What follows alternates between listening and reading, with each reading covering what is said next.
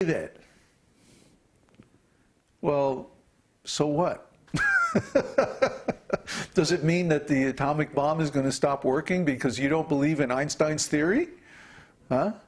Does it mean that, all of a sudden, all the laws of the universe are going to change to accommodate your ignorance? No. So just because somebody doesn't believe in a particular understanding or knowledge, it doesn't make it untrue. It may be more advanced than their intelligence can grasp, but that's another thing. So anyway, those who are in illusion about the spiritual identity of the Supreme Absolute Truth, they're called svarūpa-bhrama. Then there's sadhya sadhana tattva brahma.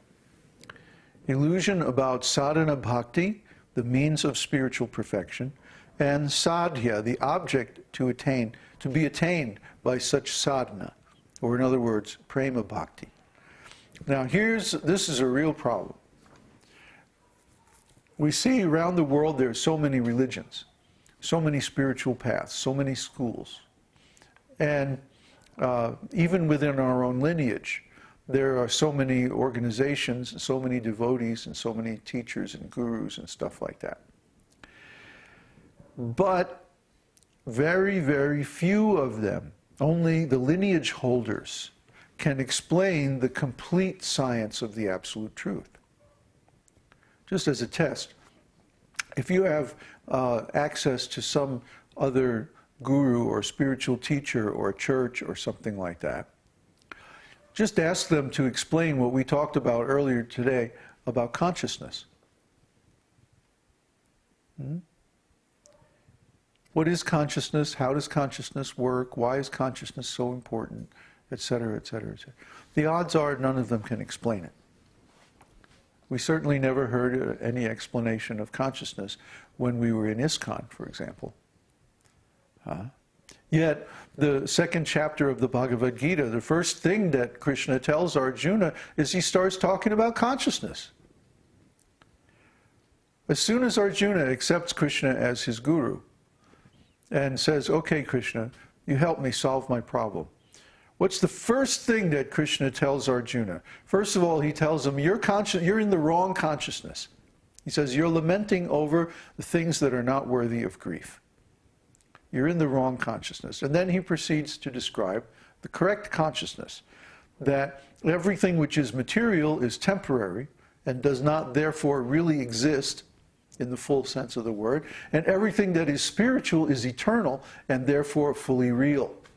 So a person who is actually in knowledge cares only for the eternal and not for the temporary.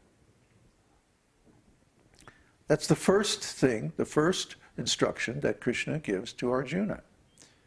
The very first thing. Yet, how many spiritual teachers can explain this nicely?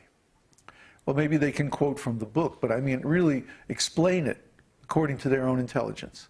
Very, very few. Very few. So, because the process of devotional service, the process of spiritual advancement, is all based on this truth. That's why Krishna gives it the first thing, because everything else is based on it. So if you don't get that, if you don't understand that, how are you going to understand the rest of the spiritual path?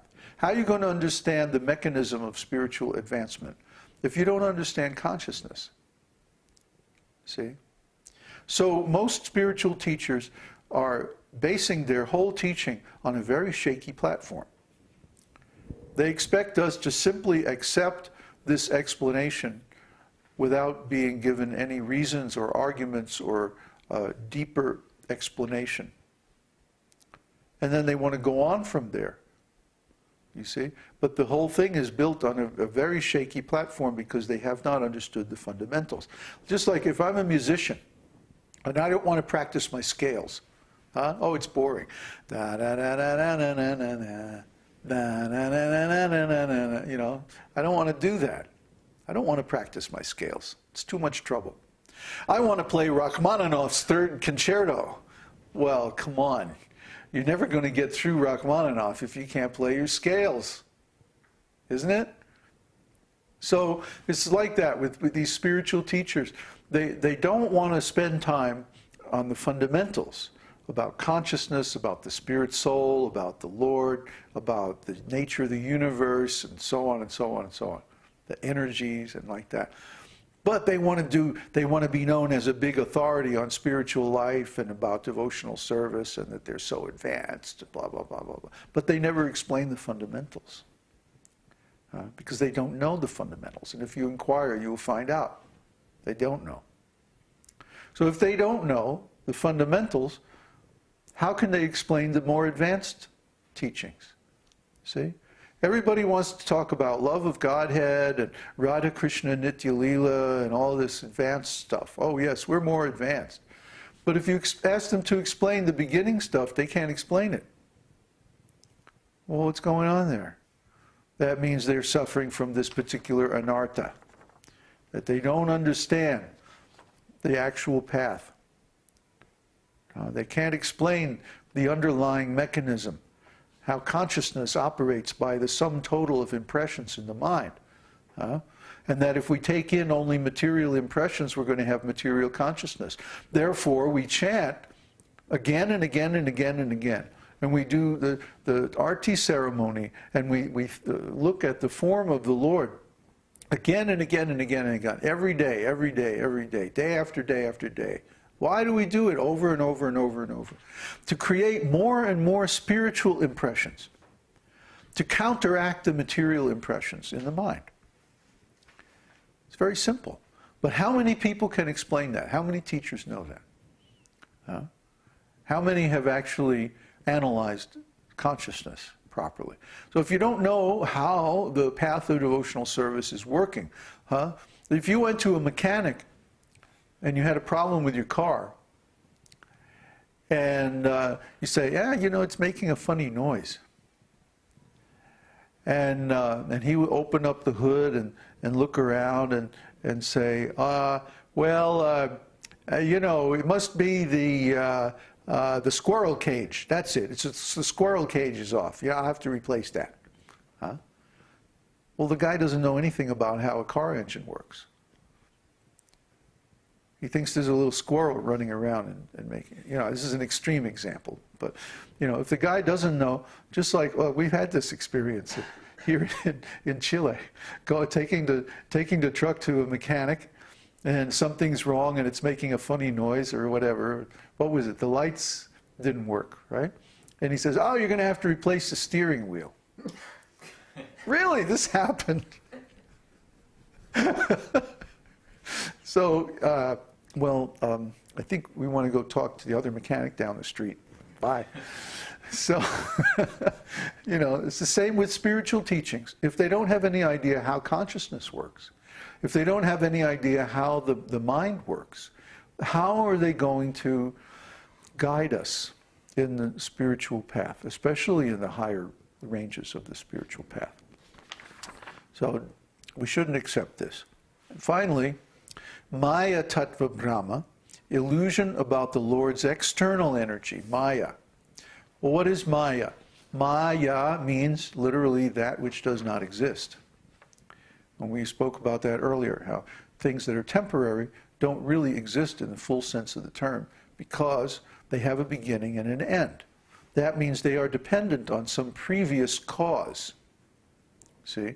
So things that are dependent on a previous cause cannot be said to have real existence or complete existence because their existence is depending on some previous existence. You see? And if we look at that cause, we generally find that that is also an effect of another previous cause, and so on, back. But the original cause is Krishna.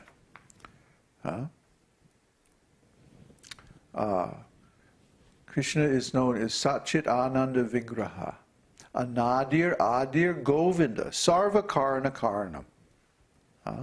Ishvara Parama, Krishna, Satchit Ananda Vigraha. That means that Krishna is the supreme controller. His form is eternal, full of complete knowledge and bliss. He is the cause of all other causes. Sarva Karana Karanam. So he has complete existence. Existence in the full sense of the word. And everything else is his energy. Well, he has two main classes of energy, his internal spiritual energies and his external material energies. The internal energies are eternal, and the external energies are temporary.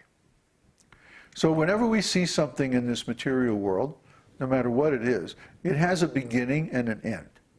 Therefore, it is not real in the full sense of the term.